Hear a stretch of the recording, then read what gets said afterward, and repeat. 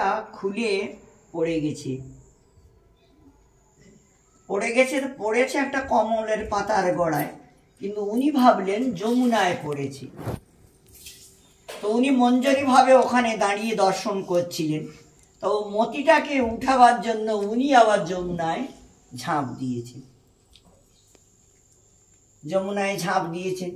যমুনায় ডুব দিয়েছেন। খুঁজছেন এখন ওই মতিটাকে, খুঁজে আর পায় না। 3 দিন হয়ে গেছে। এখন ওনার স্ত্রী, 2 জন স্ত্রী, পুত্র, শিষ্য, মানে সবাই মিলে কান্নাকাটি করতে লাগলেন। মূর্তিটা ওই রকম বসে আছে, কিন্তু ভয়ে কাছে কেউ যাচ্ছে না। তার থেকে এমন একটা জ্যোতি বেরোচ্ছে যে তিনি অন্য একটা জগতে রয়েছেন, ভয়ে সেখানে যাচ্ছেন। লোকের খুব ভিড়ভাট্টা হয়ে দাঁড়িয়েছে। ওনারা তখন তাড়াতাড়ি করে রামচন্দ্রকে সংবাদ দিলেন, রামচন্দ্রকে আনয়ন করলেন। রামচন্দ্র আবার নিজের মঞ্জরি স্বরূপটা উনি জাগিয়েছেন, উনি করুণা মঞ্জরি। উনি কি করলেন, এসে গুরুদেবের বাঁ পাশে গুরুকে স্পর্শ করে বসলেন।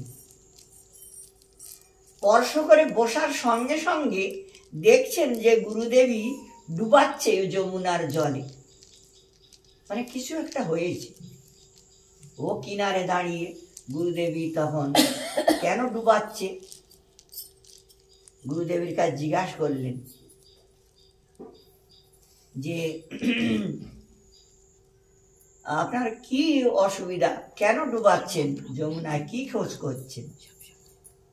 মানে বলছেন গুরুদেবীকে। তখন আর কি বলছেন, ওরে তুই এসেছিস, খুব ভালো হয়েছি। আরে কৃষ্ণ নটখটিয়া এমন ভাবে জল মেরেছে, রাধারানীর নাসার মতিটা পড়ে গেছি, ওইটাই আমি খোঁজ করছি। তখন উনি উপরের থেকে দেখছেন ওই কমলের গোড়া পাতার ওখানে ঝকঝক করছে। এই শেষে উনি ওখান থেকে মতিটা বের করে আনলেন, এনে ওনার হাতে দিলেন। এই তো মতিটা ওই কমলের গোড়ায় ছিল, আর আপনি জলে ডুবাচ্ছেন, চোখ লাল হয়ে গেছে। চলুন চলুন। এই তখন 2 জন মিলে রাধারানীর কাছে গেলেন। রাধারানীর কাছে যেয়ে মতিটা ধরলেন। স্বামী, সেই মতিটা পেয়েছি খোঁজ করে। আচ্ছা, খুব ভালো হয়েছে, মানে এটা খুব বহুমূল্যের মতি, বহুমূল্য, মানে হাতির মগজে এই সমস্ত মতিগুলো তৈরি হয়। 60 নক্ষত্রের জল হাতির মাথায় পড়লে হাতির মাথায় তখন এই মতি তৈরি হয়। আর হাতির মাথায় যখন ওই মতি তৈরি হয়, হাতির থেকে একটা জ্যোতি বেরোয়, আর ওই জ্যোতিটা উপলক্ষে হাতি ছটফট করে করে মারা যায়। তখন ওই মতিটা বের করে নেওয়া হয়, আর ওইটা রাজাদের কাছে থাকে। রাজাদের মেয়েরা, বউরা ওটা ব্যবহার করে, স্বাভাবিক লোকের ওগুলো ব্যবহার করতে পারে। যাই হোক, এখন রাধারানী খুব প্রসন্ন হয়েছেন। ললিতা সখী এসে, বউ আমার কাছে, আমার কাছে। ললিতা সখী নিলেন, নিয়ে রাধারানীর নাকে পরিয়ে দিলেন। এই দেখেছ তো, ওরা মতিটা খোঁজ করে এনে তোমাকে দিয়েছে, তো ওদেরকে একটু কিছু স্নেহময়ী, করুণাময়ী কি করবে? উনি তখন চর্বিত পান, এই মনি একটু হাত পাত দেখি, হাত পেতেছি, ওর হাতে একটু চর্বিত তাম্বুল দিয়েছেন, তুই পাবি আর ওকে একটু দিবি। তারপরে ওখান থেকে বাইরে এসেছে, বাইরে এসে নিজে একটু পেয়েছে আর একটু করুণার মুখে দিয়েছে। আর মানে পাওয়ার সঙ্গে সঙ্গে ওরা বাহ্যিক শরীরে এসে উপস্থিত হয়েছে, বাহ্যিক শরীরে এসে গেছে। আর বাহ্যিক শরীরে মানে এমন ঘ্রাণ, সেই তাম্বুলের এমন ঘ্রাণ, চারিদিকে একদম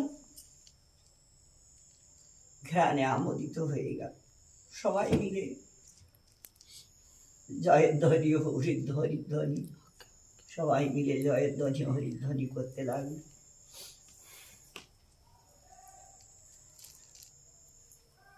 এমনও শোনা যায়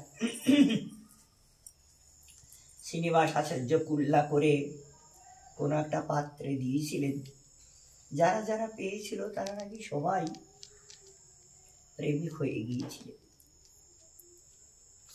প্রেমিক হয়ে যাওয়া একটা আলাদা জিনিস, আর স্বরূপ পেয়ে সেবা পাওয়া একটা আলাদা জিনিস।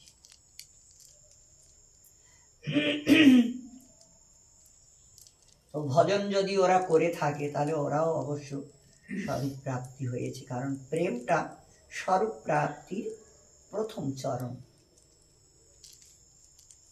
এরকম ধরনের এনাদের জীবনীতে দেখা যায়। তো এইটা যদি জীবনীতে তুলে ধরা হয় তাহলে এইটা শুনলে, যারা শুনবে, যারা বলবে, সবার রোমাঞ্চ হয়ে দাঁড়াবে। দুফোঁটা চোখের জল তাদের উদ্দেশ্যে পড়বে। তখনই তো শোনা বা বলা তখনই সার্থক হবে, যদি দুফোঁটা চোখের জল তাদের উদ্দেশ্যে পড়ে। রাধারানীর ওই প্রেম এবং ওই করুণা, ওই দৃশ্য যদি সামনে আসে, তবেই রাধাকুণ্ডে বাস করা, ব্রজে বাস করা সার্থক হবে। এই জন্য আর কি জিনিসগুলো সুন্দর করে তুলে ধরতে, ভালো তুলে ধরার দরকার।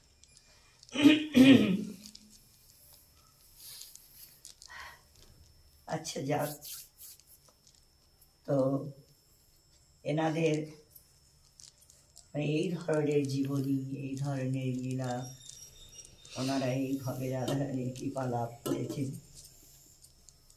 আর এই তিথিতে ওনাদের নিয়ে এই সমস্ত আলোচনাগুলো করা হয়। ওনারা তো মানে রাধারানীর কৃপা লাভ করেছেন, রাধারানীর লীলায় রয়েছেন, তার সেবায় রয়েছেন। যখন আমরা এইগুলো কীর্তন করব, আস্বাদন করব, তখন ওনারাই কৃপা করে যদি রাধারানীকে বলেন যে দেখুন স্বামিনী, আমি যে সমস্ত করেছিলাম, ওরা আমার সেই সমস্ত লীলাগুলো করছে, কীর্তন করছে, ওরাও কান্নাকাটি করছে, মানে আমাদের সান্নিধ্যে এসে সেবা পাওয়ার জন্য। ওদেরকে তুমি একটু তাকাবে না ওদের দিকে? তুমি ওদেরকে একটু ভালোবাসবে না? যদি বলে, রাধারানী এনাদের কথা ফেলবেন না, এনাদের কথা ফেলবেন না, অবশ্যই আমাদের দিকে করুণা নয়নে তাকাবে। ওই ভালোবাসা নিয়ে আর ওই সৌভাগ্য পাওয়ার জন্য এনাদের তিথিগুলো মানতে হয়, করতে হয়। এইটা আমাদের পরম্পরায় এই নিয়মগুলো চলে আসছে। যখন গোবর্ধনে ছিলাম, প্রিয়চরণ বাবা উনি প্রত্যেকটা মহাজনদের, সিদ্ধ বাবাদের তিথি অনুসারে এই সমস্তগুলো করতেন আর কি। তো একটু মিশ্রি ভোগ লাগাও বা একটু কিছু ভোগ লাগা, এরকম। প্রথমে তো অভাব ছিল, তারপরে আস্তে আস্তে অনেক শিষ্য শিষ্যা হয়েছে। পরেক্ষণে এই জিলাপি এনে ভোগ লাগায়, সিঙ্গাড়া ভোগ লাগায়, এরকম কিছু চেলাগুলো এরকম করতো। উড়ে নিজেরা করতে পারে, যাই হোক, মানে করতো আর কি। তো ওনাদের কাছে ওনারা এই সমস্ত করতেন। তা আমাদের নিমন্ত্রণ হতো, আমরা গায়ক, আমাদের নিমন্ত্রণ হতো।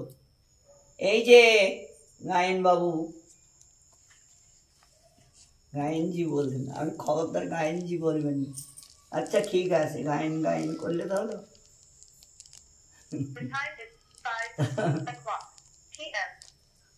একটু ভালো করে গাইতে হবে, একটু ভালো করে আলোচনা, মানে কথাটা এইরকম একটু ভালো করে, মানে কথাটা একটু ভালো করে, মানে যাতে হৃদয়টা দ্রবীভূত হয়, মানে এ থেকে বলা হয় একটু ভালো করে।